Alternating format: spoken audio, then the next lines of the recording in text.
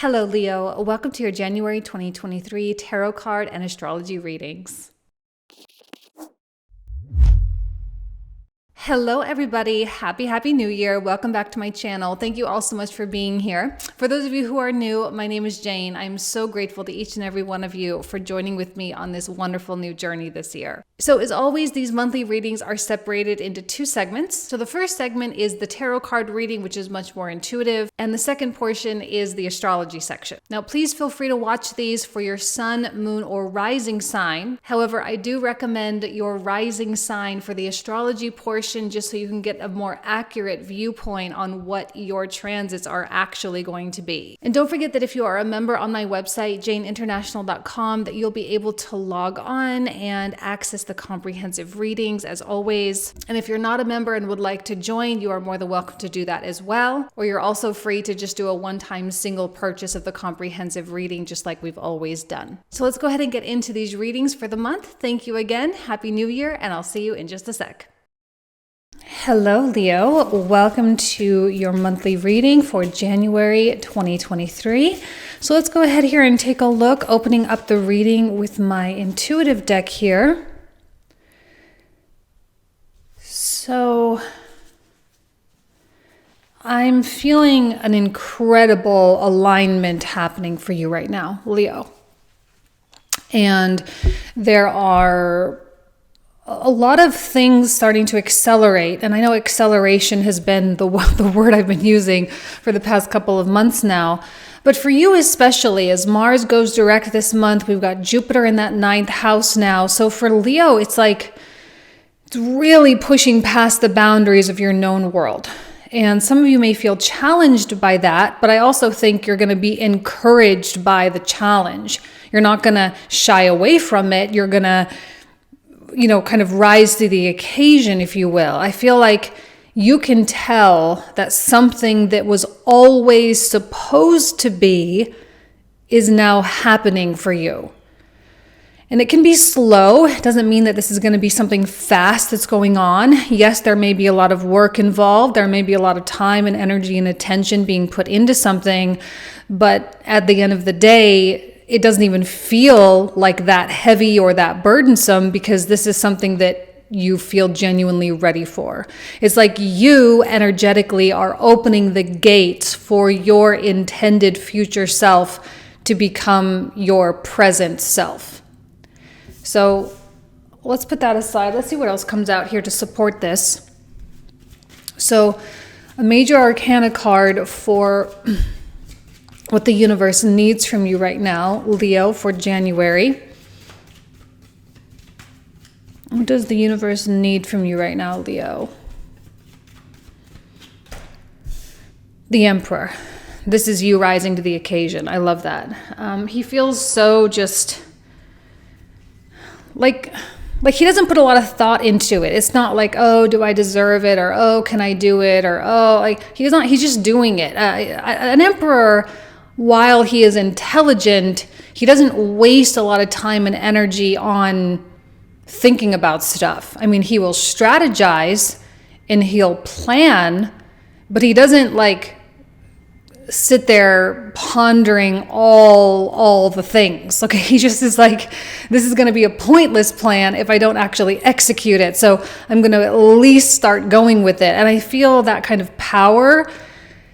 And it's like a steamroller. Maybe it's slow, but man, is it powerful. And you're going to be making great strides through January. And you may have some pretty substantial moments or events that happen where you're like, okay, this is final, this is done. Okay, I'm going to launch this. I'm going to do this. I'm going to finally talk to that person. You're going to have these big milestones throughout January that you hit that really confirm and validate a lot of that which you have been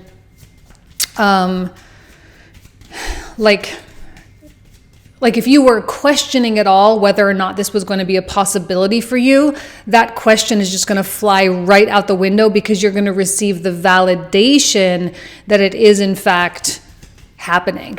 Okay? It's happening, so you don't need to question whether or not it's happening. So in the environment, we have the Knight of Cups. Now, The reason why I like to put these court cards, I actually flip-flop these. I don't know if you guys noticed. I used to do it the other way around. But I did it once on accident in Scorpio season. I was like, oh, you know what? That makes a lot of sense.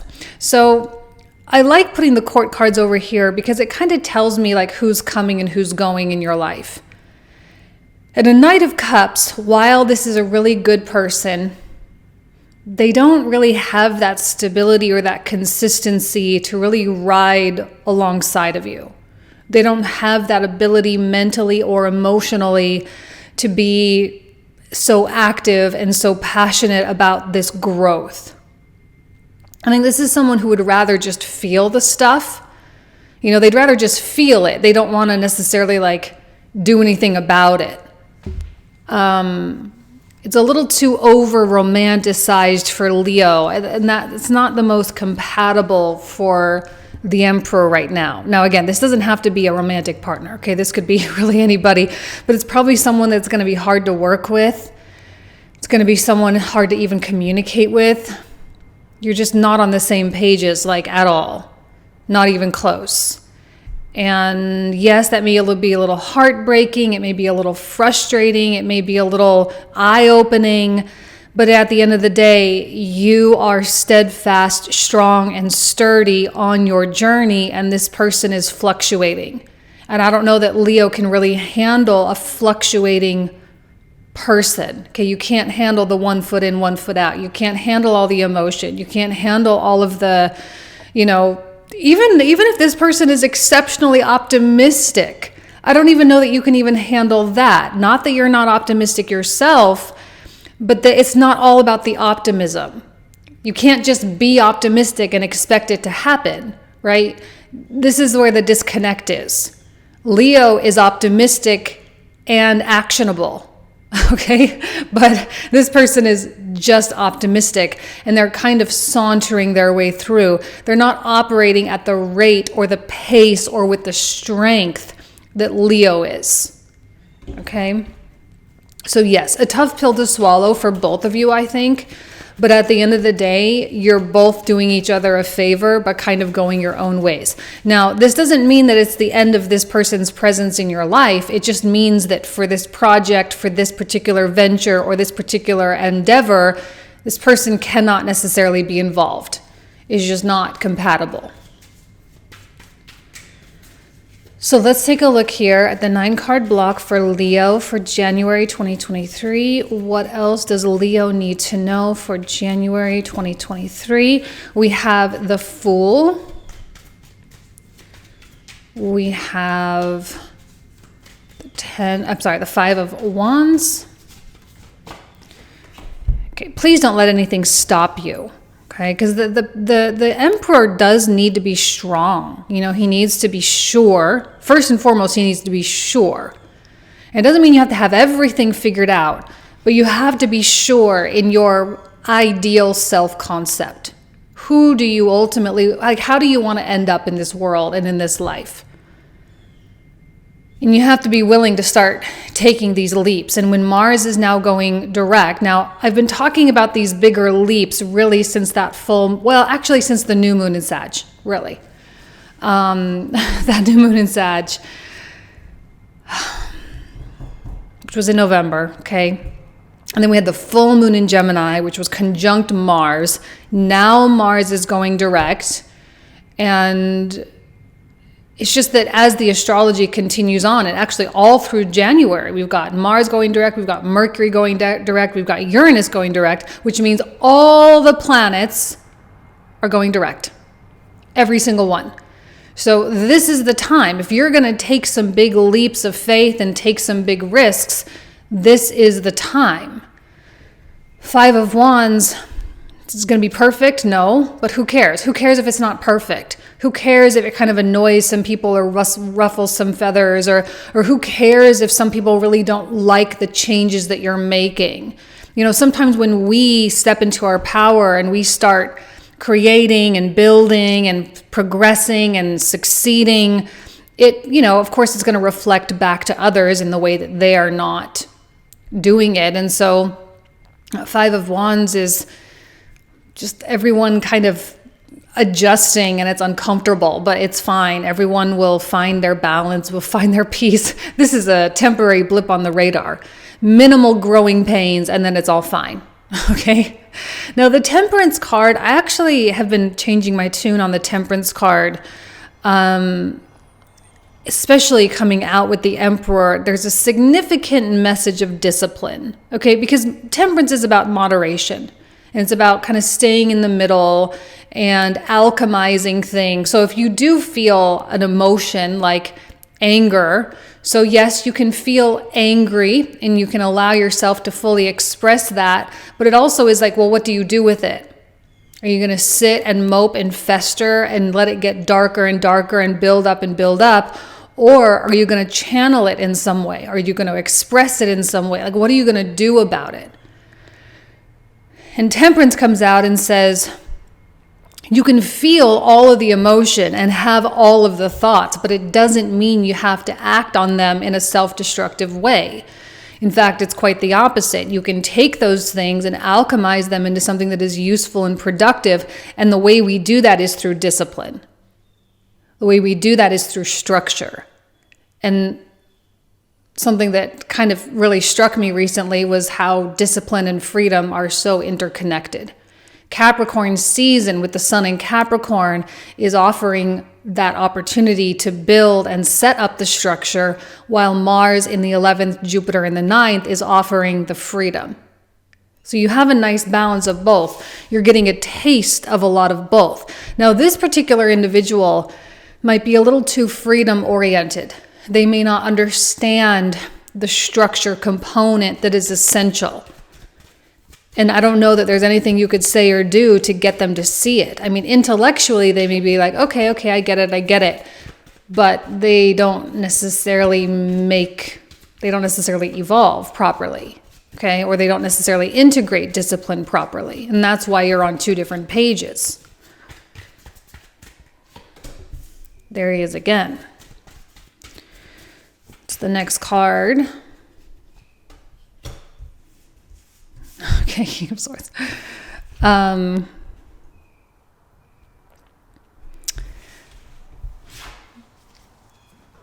don't think that King of Swords is you. Okay, I'm going to say something kind of strange. I almost feel like this is like, I'm seeing like the two-edged sword, right? Every sword has two edges.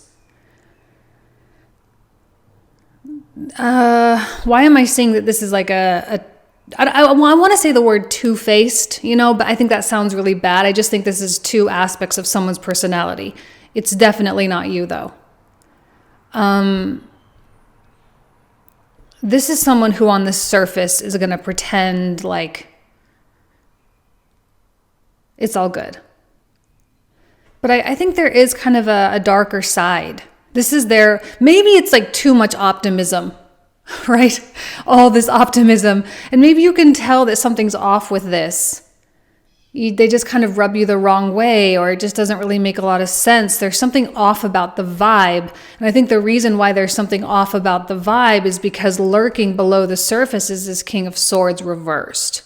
This is an incredibly icy, cold aspect of this person. And again, not a bad person. It's just that this whole Emperor thing may be activating their more icy, cold nature. And actually them leaving or distancing themselves is actually the best possible scenario. Because if this Knight of Cups really stuck around and it got to a point where you actually saw that King of Swords, the relationship probably would end, like then and there.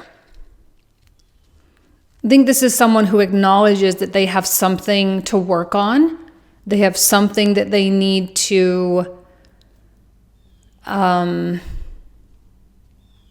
needs to be developed and needs to grow, that they need to work through and heal from.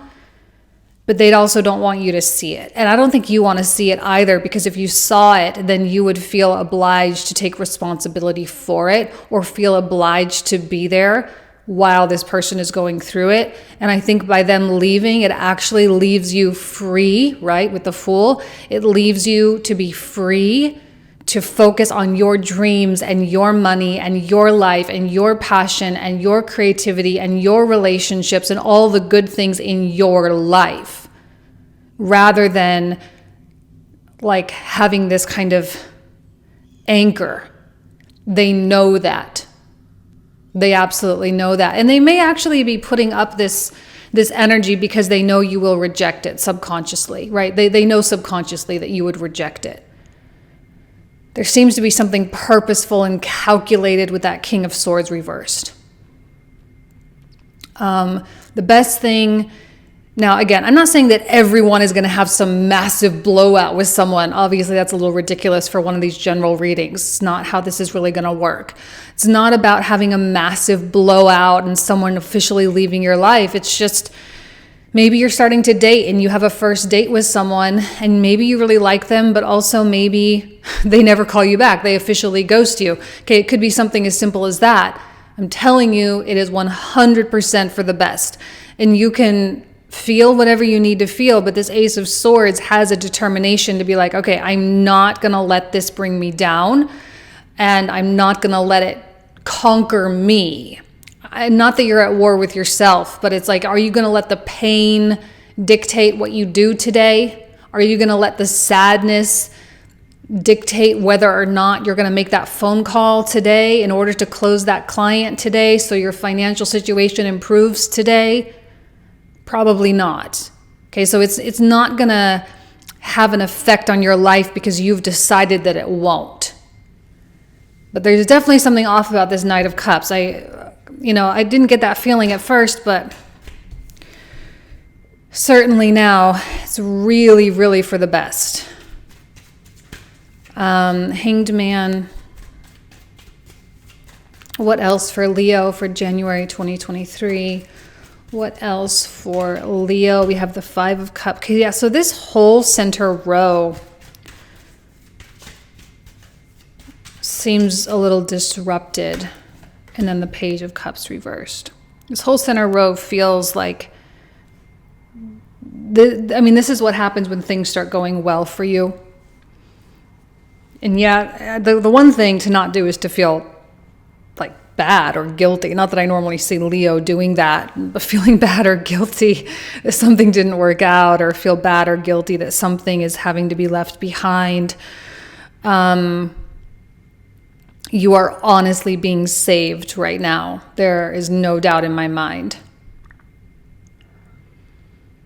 I do think this Knight of Cups, King of Swords individual is representative of some kind of prominent figure in your life. And maybe the traits, like for example, I'll just use a really basic example. Okay, let's say you have some traumas from childhood, specifically regarding your father. Okay, father with the King of Swords. But this person's personality is entirely different from your father. So you would never have made that connection. You never would have said, okay, well, this is happening because X, Y, and Z happened when I was a kid. You would never think that, but that's because you haven't seen it. I think the upfront personality on this person is one thing, but the reality of this person is a completely other thing. So you may be mourning the part that you see, but I know that if you saw the whole thing, you wouldn't be mourning at all. You probably would be celebrating. But I do feel that it gives you pause here with this Hanged Man. Hanged Man obviously is a time for us to come into higher consciousness. It's a time for us to familiarize ourselves with who we are becoming. And that's really where the focus should be, the future. And I love that for Leo. Leo and also Jupiter ruled people, or people with strong Jupiter, just tend to be highly futuristic. With you and Jupiter in the 9th and Mars in the 11th, the future stuff is like huge.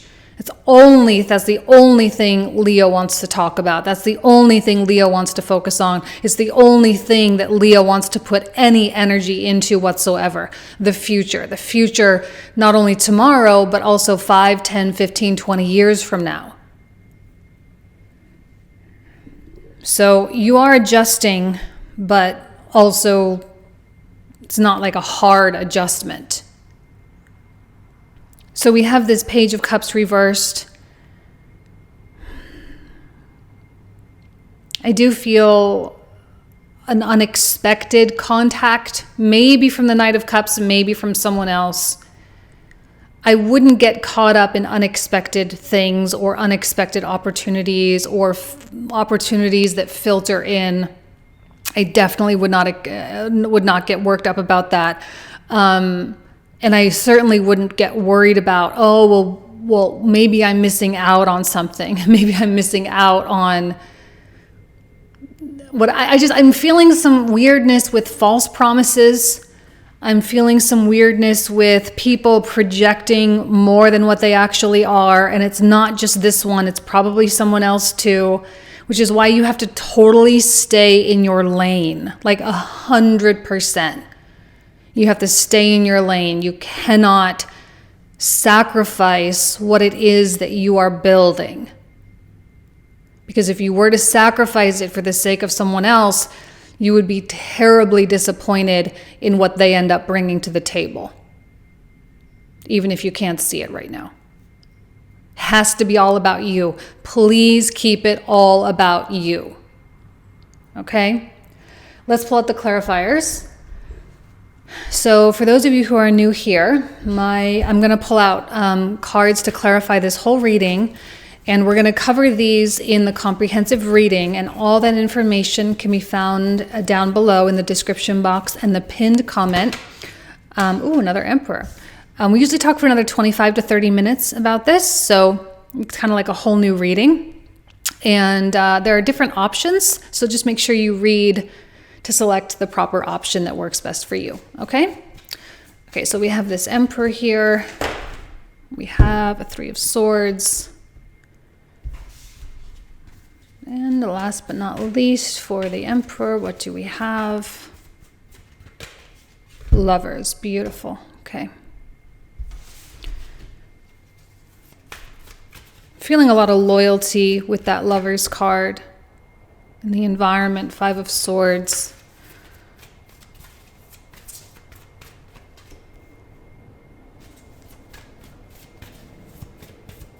I'm definitely feeling false promises. Like something is giving me a really icky feeling about what's going on here. It is not a good feeling. False prophet with that Hierophant, which is something I almost never see with that Five of Swords, but coming off all sweet. Okay, let's take a look here with that Fool. What else does Leo need to know about this Fool card here? We have the Three of Wands. Oh, hold on. Jeez, okay. We've got the Page of Swords, and we have the Seven of Coins. Five of Wands. What else does Leo need to know? Tower reverse. Leo definitely drawing the line. Hermit. It's like I'd rather be alone than deal with this kind of thing. Lovers reversed. Four of Cups. Like Leo, you're just inaccessible right now. You know, like I think you are, like people aspire to be with you, right? There's kind of an unattainability here. You're not available. You're not,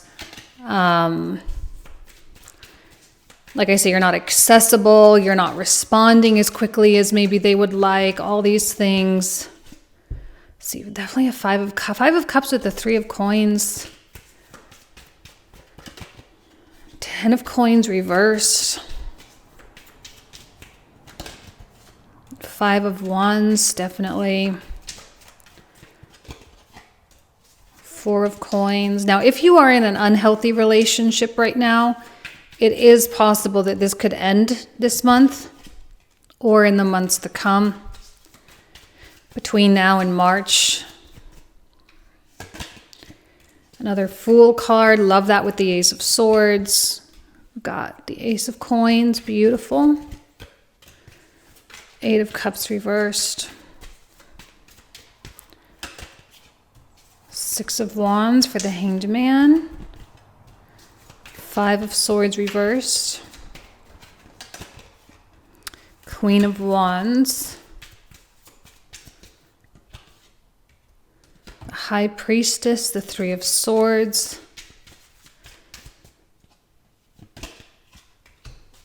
Ace of Wands, another Emperor. Okay, we officially got the Emperor 3 times. Page of Coins, and 9 of Cups. All right, so this is where we are gonna, I just happened to see the devil at the bottom of the deck. I'm not gonna pull it out, but just, all right. So this is where we're gonna pick up in the comprehensive reading. So if you want to join me there, all the information down below. Thank you all so much. You guys know how much I love and adore you. Have a great January, and I'll talk to you soon. Take care. Bye-bye. Hello, Leo. Welcome to your astrology report for January 2023. Thank you all so much for being here. So we have kind of a nice month ahead of us. It's what I'm calling a month of turning things around, right? Where we kind of can really feel that pivot, because what's going to happen by the end of January as we make our way into Aquarius season, all the planets are going to be direct, every single one. And there's going to be a lot of movement and a lot of transition and a lot of acceleration. And I think for a lot of us that feels really, really good. So let's start with Venus coming into Aquarius on January 2nd. I think this is one of the more pronounced transits for Leo.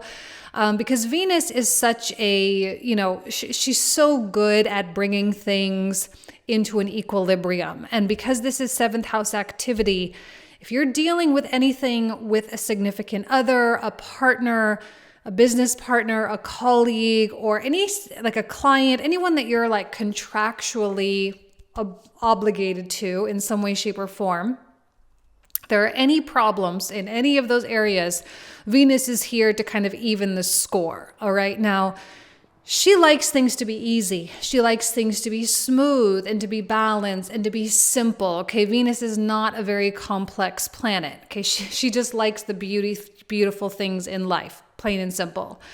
And she's here to say, okay, where's the problem? And she's good at going into chaos. Let's be honest though, because her job is to bring things into equilibrium or into balance, if you will. She goes into the chaotic places. And if you do, I'm not saying everybody does, but if you are having issues in your relationships, she is going to go into the issue and really shake it up and say, okay, we have to get to the bottom of this, because she's a mediator, and she doesn't like to always just operate on the surface level. I know that we always kind of give that quality to Venus, but she's not a surface level planet in any way, shape, or form. She's very deep, and she can handle the complexities of life very, very well, because she has to. Because if her job is to bring it into balance, she needs to be able to understand how to navigate those things. And so she's here to like really put an end to things that are not working, okay? Now, for those of you who are needing to negotiate like a pay raise or, or something along those lines, this is highly advantageous for you, all right? And I do feel that things could go well for you. The only hang up is this Mercury retrograde, which is happening in Capricorn. I think we're all really worn out from all the Capricorn energy. Even if you are born with a lot of natal Capricorn placements, there's still like this, like, okay, we're done. We're over it. Like, we're over being in this part of our life. We're over with the lessons in this area, right? Like your 6th house just got hit really hard with all the Capricorn stuff. Wherever Capricorn is in our charts, like we all have an area. But 6th house is tough. This is a place where it's like you can't really get away from, the things that you have to do, and Mercury retrograde is here to say, okay, we have certain tasks, we have certain obligations, we have all these rules, we have to change our habits, we have to do this, and this in order for our life to be, to be really flourishing. But I do think it's a good thing to take the time to make the revision. I mean, I think Leo, more than anybody, is being asked to make a lot of revisions right now. You have to revise your daily life to some degree. You have to revise your schedules, your habits, your physical activity, your exercise routine. You have to make these adjustments because of where you want to go. We need the structure, we need the foundation, and we need our health in order to be able to do that, right? Sixth house is all about health. So if you are struggling in any of those areas, now Mercury retrograde is giving you that opportunity to learn whatever it is you need to learn. So if you're not actively seeking solutions to problems that you have, you're not doing yourself any favors. And this transit is just going to create a little bit of frustration, but then nothing is going to get resolved. Mercury retrograde is fantastic for resolving problems that we have. And so we go out, we collect information, we read new things, we watch new kinds of videos, we're introduced to new kinds of books and authors and experts and all sorts of things. We take all the information and we learn how to apply it in our lives, in our daily lives, right? Sixth house, so as to make an improvement. That improvement is going to be very well received by this Jupiter up here in ninth house. All right, because ninth house Jupiter, it wants to freaking go bangbusters in terms of whatever it wants, right? Now, ninth house is a very spiritual house, and it is also a lot of material gain comes through here as well. There's a lot of just, I don't want to call it like a money house because it's not really, but it is an abundant house, whatever that means. And sometimes money is a part of that. The reason for that is very simply the as above, so below concept, right? We grow internally, our minds grow, we learn more, we evolve, we expand. It's only a matter of time before our physical world catches up to that. Okay? And so I do feel that Leo has a ton of potential throughout the whole of 2023 as Jupiter comes through the ninth house and then on into the 10th house to do incredible things for themselves, career-wise, personally, with their spiritual growth, financially, and all sorts of areas.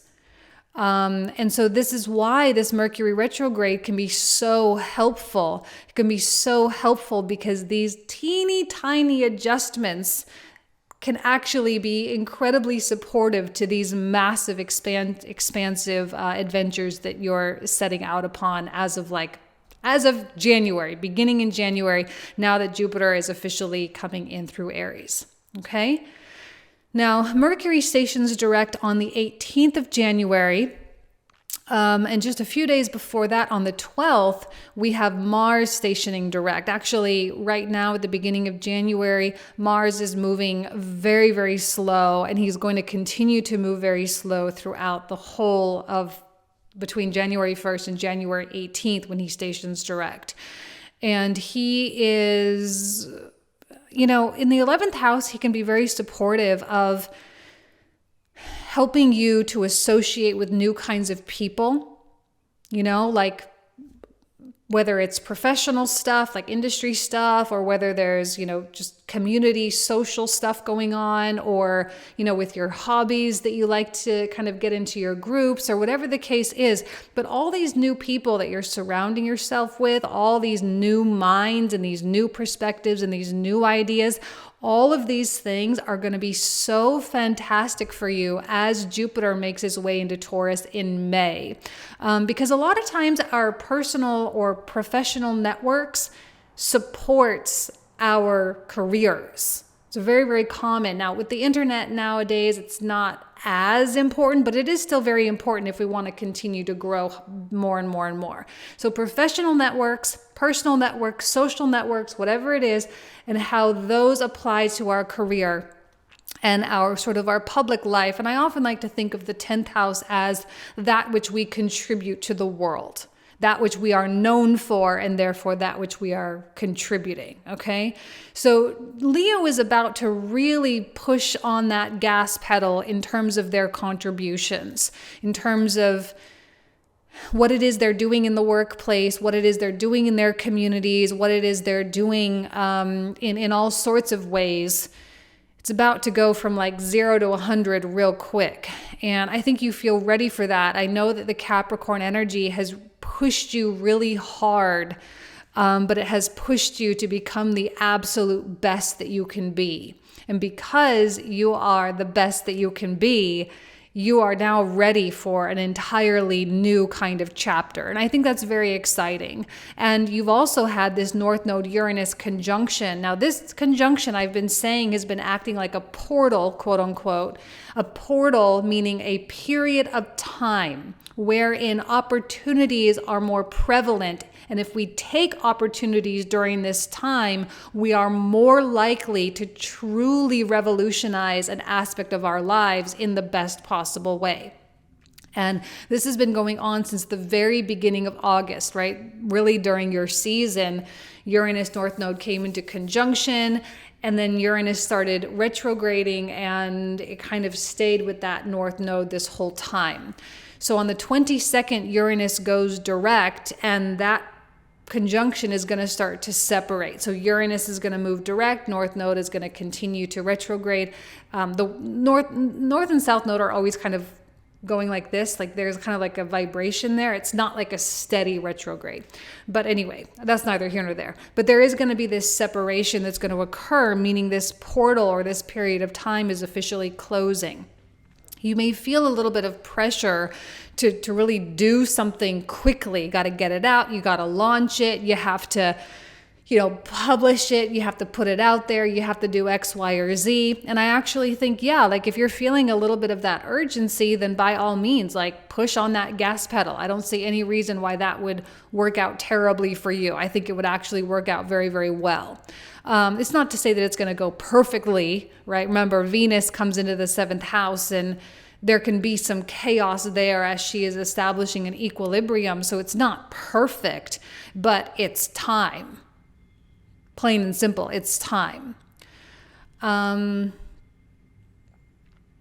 I think I know that Leo has been kind of an idea factory lately with Mars and Gemini in the 11th. There's been a lot of really cool, creative things that have really come down into Leo's mind, and Leo has been maybe percolating or processing or analyzing a lot of things and really asking themselves, like, how can I utilize this in my future?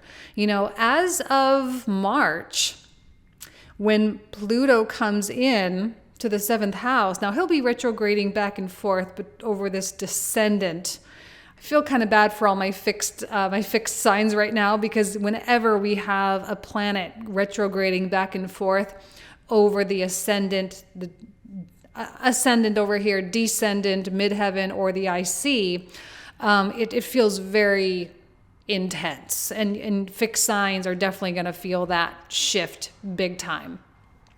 But once Pluto does come over, all the outer planets, I mean, the closer planets will be, kind of moving very quickly, but all the outer planets are going to be in this upper hemisphere here, which means your focus is shifting in a really big way to like a lot of the self-development world into like, okay, now it's time to really give.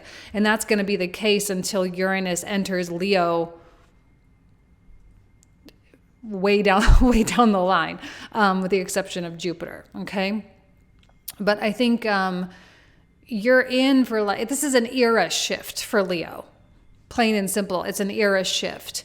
And we're getting prepared for that era shift right now. And when all the planets are moving direct, as the sun comes into Aquarius on the 20th of January, you're going to feel that acceleration. There's no doubt about it. Now, it doesn't mean you have to have this perfectly clear vision of what you want. Please don't feel stressed of like, I don't know what I want. That's okay if you don't know. But chances are you actually do know. You just may not be admitting to yourself what it is you actually want, because what you actually want probably is a lot bigger than what you think you can get. So there's a resistance there. So you've put up a wall of like, hey, that's really what I want. I don't think it's realistic for me. So therefore, I'm trying to find other things that might be okay and that I could settle with and it would be fine, and but it doesn't really feel right to you. So it doesn't feel right, so therefore you're confused. You're not really confused. I think the important thing for Leo right now is just to admit what you want, as big as it is. I don't care how big it is. I don't care. Like, ask for the $1 billion whatever, ask for the $250 million yacht. Like, I don't care. It doesn't matter. It's not real, right? It's not real. Just ask for it. Put it out there. And allow yourself to feel that, like, yes, I want this. I think one of the problems that a lot of spiritual people have, I think Chiron in the 9th house kind of speaks to this a little bit. I think one of the problems is you want to be spiritual, and therefore you're so aware of the programming, like the cultural programming. Culture told you wanted material things, and so you fight it. And you say, well, it's not really what my spirit ultimately wants. It's, but maybe it is. Right? North Node in Taurus. Maybe it is what your spirit really wants. We're here in a material existence to experience material things. And just because culture and society told us we don't want those, or that told us that we should want those things, doesn't mean that we don't actually want them. I think there's a nice balance of both, and you can be aware and still have the things at the same time, and take great pleasure and have a lot of gratitude and appreciation for those things as well. So don't be afraid to ask for material stuff. And I know I'm talking to Leo, and that's not normally a Leo issue, but I'm just saying. I'm just saying. Okay, so I'm just going to leave you guys with that. So January is a month of things turning around. As we approach and as we move into Aquarius season at the end of January, we're really going to start to feel that acceleration, and it's going to probably feel really, really good. And we're going to be really grateful for it. And we should. We definitely should. Okay? All right. Thank you so much, Leo. You guys know I love you. Have a great January, and I'll talk to you soon. Take care.